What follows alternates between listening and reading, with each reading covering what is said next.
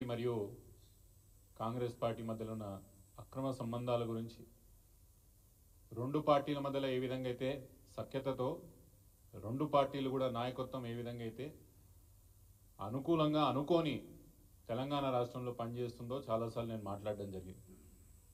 మొదల్లో మేము మాట్లాడినప్పుడు చాలామంది నిజంగా ఇట్లా జరుగుతుందా, సిద్ధాంతపరంగా వైరుధ్యాలు ఉన్న పార్టీ, చరిత్రలో కూడా ఎప్పుడు ఒకరి మీద ఒకరు పోరాటం చేసుకున్నటువంటి పార్టీలు నిజంగా కలిసి పనిచేస్తాయా తెలంగాణలో అనుమానం చాలామందికి ఉండే. కానీ మెల్లమెల్లగా కాంగ్రెస్ పార్టీ మరియు బీజేపీ పార్టీకి సంబంధించిన నాయకత్వం ఏ విధంగా అయితే గత 5-6 నెలల నుంచి ఒకరికొకరు సహకరించుకుంటుందో ఆ అనుమానాలన్నీ కూడా మెల్లమెల్లగా తెలంగాణ ప్రజలకి అనుమానాలు కూడా లేకుండా పోతున్నాయి. అవన్నీ కూడా నిజానికి కూడా తెలంగాణ రాష్ట్రంలో బీజేపీ మరియు కాంగ్రెస్ పార్టీలు కలిసి పనిచేస్తున్నాయని ప్రజలకు కూడా ఒక స్పష్టత వచ్చింది.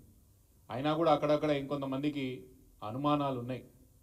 అసలు నిజంగా కూడా జాతీయ స్థాయిలో ఉన్న రెండు జాతీయ పార్టీలు, జాతీయ స్థాయిలో అధికారం కోసం పోరాడుతున్నటువంటి జాతీయ పార్టీలు నిజానికి కూడా కలిసి పనిచేస్తాయా, అట్లాంటి సంఘటన ఉంటుందా, సందర్భం ఉంటుందా అనే అనుమానం చాలామందికి ఉంటే, నిజానికి కూడా చరిత్రలో చాలాసార్లు కాంగ్రెస్ మరియు బీజేపీ పార్టీలు చాలా రాష్ట్రాల్లో చిన్న మరియు ప్రాంతీయ పార్టీలు లొంగ తీసుకోవడానికి చాలాసార్లు పనిచేసినాయి. మనం దాంట్లో ఆశ్చర్యపోవడానికి ఏమీ లేదు. మర్చిపోక ఉదాహరణకు రెండు చెప్తా. ఈ మధ్యకాలంలో జరిగిన రెండు సంఘటనలు. నిత్యం ఢిల్లీలో ఆమ్ ఆద్మీ పార్టీని బీజేపీకి బీ టీం అని బద్నాం చేసే ప్రయత్నంలో కాంగ్రెస్ పార్టీ ఆ రోజు ఆమ్ ఆద్మీ పార్టీని ఈరోజు ఇండియా అలయన్స్ లొంగ తీసుకున్నది. మన పక్క రాష్ట్రంలో అయిన ఆంధ్రప్రదేశ్లో కూడా 5 సంవత్సరాలు బీజేపీ పార్టీ వైఎస్ఆర్సీపీతో అంటనాడిందనే విషయం మనకు బాగా తెలుసు. ప్రతి బిల్లులు కూడా పార్లమెంట్లో ప్రతి బిల్లులను కూడా వైఎస్ఆర్సీపీ పార్టీ ఎంపీలతో వాళ్ళు పాస్ చేపించుకున్న విషయం కూడా మనకు తెలుసు. కానీ తీరా వైఎస్ఆర్సీపీని వాడుకున్నట్టే వాడుకొని టీడీపీ పార్టీని లొంగ తీసుకున్నది బీజేపీ మరియు కాంగ్రెస్ పార్టీలు. చిన్న స్థాయిలో రాష్ట్రాల్లో ఉన్న చిన్న పార్టీలను, ప్రాంతీయ పార్టీలను లొంగ తీసుకోవాలా, ఏదో విధంగా లేదా వాళ్ళని ఖతం చేసి ఆ స్థానంకి రావాలనేది చాలా రాష్ట్రాల్లో బీజేపీ మరియు కాంగ్రెస్ పార్టీలు అనుకోని పనిచేసిన చరిత్ర చాలా ఉన్నది. అదేవిధంగా తెలంగాణలో కూడా జరుగుతుందన్న విషయం మళ్ళొకసారి మీ అందరికీ యాద్ చేస్తున్నా. ఏం లాభం ఉండొచ్చు కాంగ్రెస్ పార్టీకి, బీజేపీ పార్టీకి. బీఆర్ఎస్ పార్టీ ఒక్కసారి తెలంగాణ రాష్ట్రంలో బలహీనపడ్డా, కేసీఆర్ అనే ఒక మహాశక్తి తెలంగాణలో లేకపోయినా ఈ రెండు పార్టీలకు ఏం లాభమని ఒక్కసారి లాజికల్గా ఆలోచన చేయండి అని చెప్పి మీ సోదరులందరూ కోరుకుంటున్నా. కాంగ్రెస్ పార్టీకి ముఖ్యంగా రేవంత్ రెడ్డి గారికి కేసీఆర్ అనే ఒక వ్యక్తి ఇండిపెండెంట్గా ఉండి, కేసీఆర్ అనే ఒక వ్యక్తి ఇండిపెండెంట్గా బీఆర్ఎస్ పార్టీ నడుపుతుంటేనే కాంగ్రెస్ పార్టీకి మరియు రేవంత్ రెడ్డికి థ్రెట్ అనే విషయం స్పష్టంగా రేవంత్ రెడ్డి గారికి తెలుసు.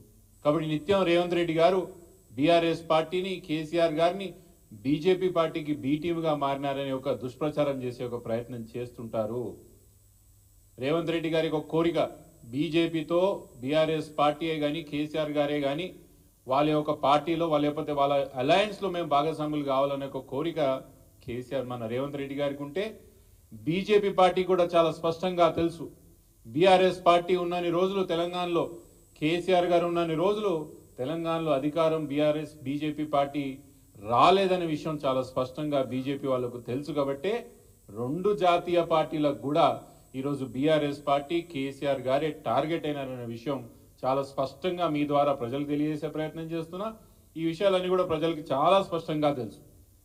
అయితే మేము 2 రోజుల కిందట భవన్లో మా ప్రాంతానికి సంబంధించిన కొంతమంది కాంగ్రెస్ పార్టీ కార్యకర్తలు మా పార్టీలో జాయిన్ అవుతున్న సందర్భాన బీజేపీ కాంగ్రెస్ ఒకటే మణికొండ మున్సిపాలిటీలో గ్రౌండ్ లెవెల్లో కానీ లేకపోతే స్టేట్ లెవెల్లో నాయకత్వమే కానీ చాలా దగ్గర వీళ్ళు కలిసి పనిచేస్తున్నారనే విషయం నేను చాలాసార్లు ఆ స్పీచ్లో చెప్పడం జరిగింది.